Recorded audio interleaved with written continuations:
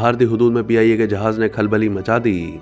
भारत के सरहदी मुहाफिजीन माजी में कई बार पाकिस्तानी जासूस कबूतर पकड़ने का दावा कर चुके हैं, जिन्हें बाकायदा पुलिस के हवाले करके जेर हिरासत रखा जाता है और कई दिनों बाद आज़ाद किया जाता है।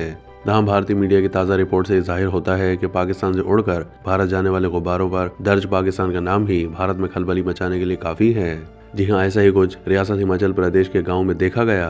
भारतीय रियासत हिमाचल प्रदेश के जिला ऊना के गांव के खेतों में एक हवाई जहाज की शक्ल वाला गुब्बारा मिला, जिस पर पाकिस्तान इंटरनेशनल एयरलाइंस यानी पीआईए दर्ज था। बच्चों के खेलने के लिए बाजारों में आम फरोख्त किए जाने वाले इस गुब्बारे ने भारतीय गांव में खलबली मचा दी और मकामी लोगों में सनसनी फैल गई। हर जानिब खौफ का समा था। दरअसल हुआ यूं कि ब्रह्मापुर नामी इस गांव में एक बच्चे को ये गुब्बारा खेतों में पड़ा मिला था। इसने फौरन ये बात गांव में किसी को बताई तो पंचायत के सरबराह लकी शर्मा को मामले से आगाह किया गया, जिन्होंने फौरन पुलिस को इतला दी। पीआईए जहाज की शक्ल वाले गुब्बारे की इतला मिलने पर दौलतपुर चौकी के इंचार्ज रवि पॉल सारे काम छोड़कर पाकिस्तान के नाम वाले गुब्बारे की तहकीकात के लिए मौके पर पहुंच गए और गुब्बारे को अपने कब्जे में ले लिया।